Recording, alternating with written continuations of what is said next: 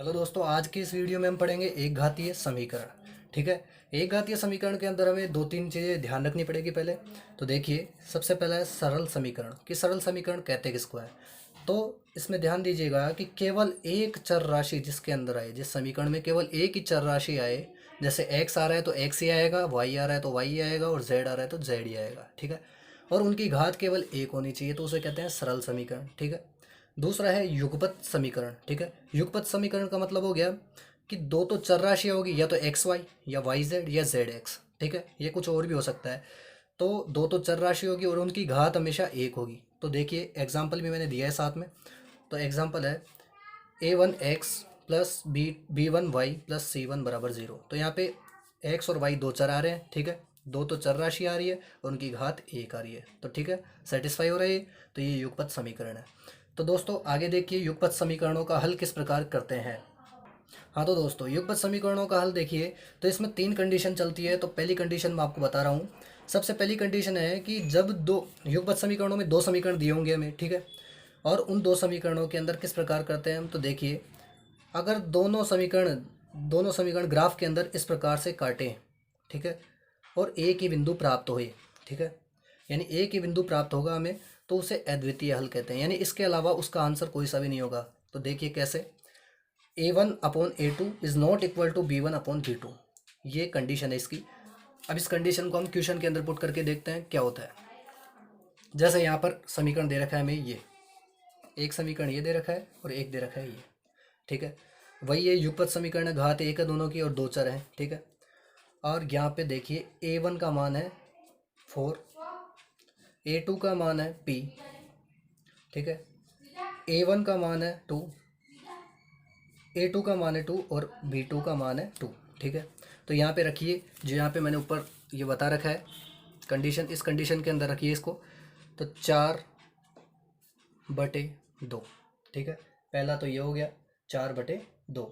दूसरे के अंदर देखिए, इज इक्वल, नॉट इक्वल में आना चाहिए। ठीक है, कंडीशन के अनुसार। बराबर यहाँ पे आएगा p/2। ठीक है। अब p का मान ये पूछ रहा है इस प्रश्न के अंदर कि इन दोनों समीकरणों में p के किस मान के लिए अद्वितीय हल होगा। यानी ऐसा कौन सा मान यहाँ पे, कौन सी कंडीशन रखी जाए जिससे ये नॉट इक्वल टू हो जाए। ठीक है। ये दोनों बराबर नहीं हो।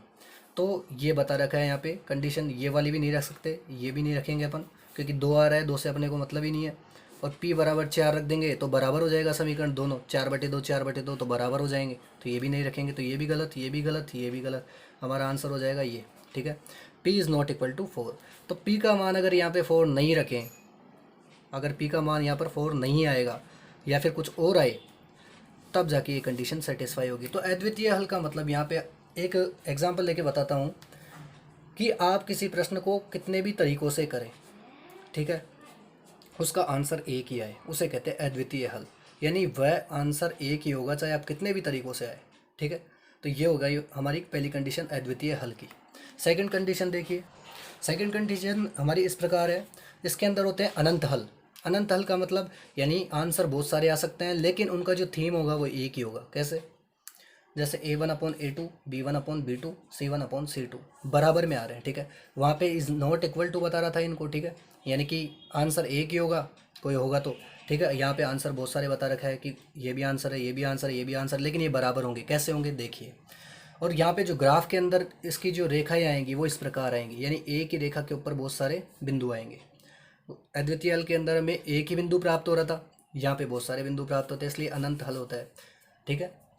तो देखिए प्रश्न के अंदर यहाँ पे ये समीकरण दे रखा है, दूसरा समीकरण ये है। ठीक है। कि कितने हल होंगे। अब ये पूछ रहा है कितने हल होंगे इसके। तो कंडीशन के साथ हम लेके चलते हैं इस प्रश्न को।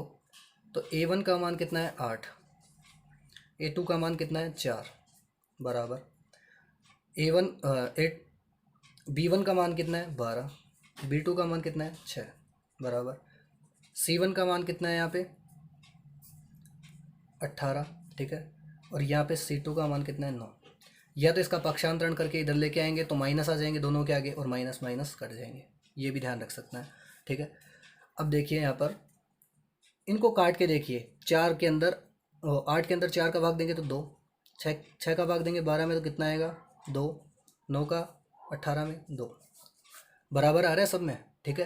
तो ये हो गए अनंत हल, यानी आंसर इस प्रकार से भी आ सकता है दो, यानी आंसर दो आ रहा है अपना, लेकिन इस प्रकार से भी दो को लिख सकते हैं, इस प्रकार से भी लिख सकते हैं, इस प्रकार से भी लिख सकते हैं, ठीक है। लिखने के बहुत सारे तरीके हैं। तो इस प्रकार ये आंसर भी आ सकता है, ये भी आ सकता है, ये भी आ सकता है। तो हल बहुत सारे हो गए हमें, ग्राफ के अंदर बिंदु अलग अलग जगह प्राप्त होंगे, ठीक है। तो ये होते हैं अनंत हल की कंडीशन। थर्ड कंडीशन हमारी जो देखिए, ये हमारी थर्ड कंडीशन। इस थर्ड कंडीशन के अंदर क्या होगा कि ग्राफ के अंदर हमें दो समीकरण हैं, दोनों समीकरणों की अलग अलग रेखाएं प्राप्त होगी। कैसे? ये होगी समांतर रेखाएं प्राप्त। ये किसी भी जगह अपने आप को नहीं काटेगी, और अगर ये किसी भी जगह नहीं काटेगी तो इनके आंसर कहाँ से प्राप्त होंगे? अगर दो रेखाएं हैं वो दोनों एक जगह पे काटती है तो आंसर ये मानते हैं अपन, ठीक है, बिंदु प्राप्त होता है। लेकिन यहाँ पे बिंदु ही प्राप्त नहीं होगा क्योंकि समांतर रेखाएं कहीं पे भी जाके नहीं मिलती है, ठीक है। इसका हल विद्यमान ही नहीं होगा, ठीक है। थर्ड कंडीशन है ये।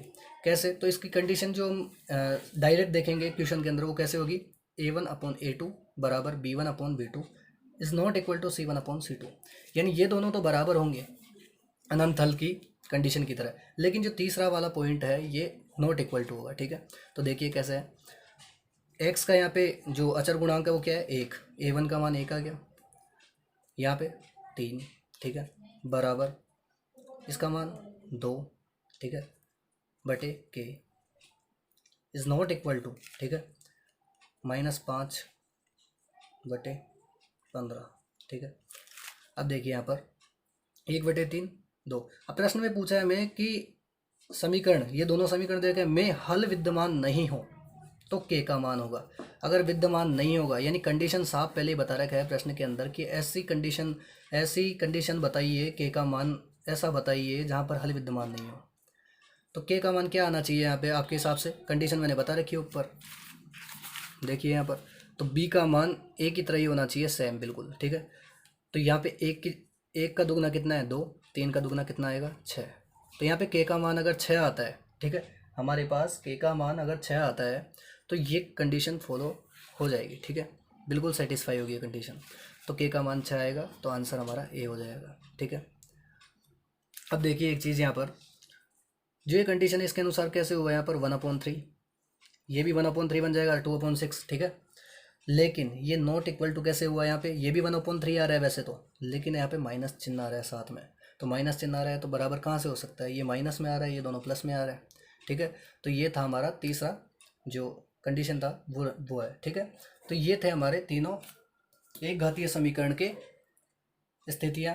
तो दोस्तों अगर ये वीडियो आपको अच्छा लगा तो वीडियो को लाइक करें, चैनल को सब्सक्राइब करें और हमारे साथ जुड़े रहिए। और दोस्तों इसके जो नेक्स्ट क्वेश्चन है वो हम समीकरणों वाले जो थ्योरेटिकल आते हैं परीक्षा में ज़्यादातर पूछे जाते हैं, वो हम नेक्स्ट वीडियो में करेंगे। जब तक के लिए जय हिंद, जय भारत।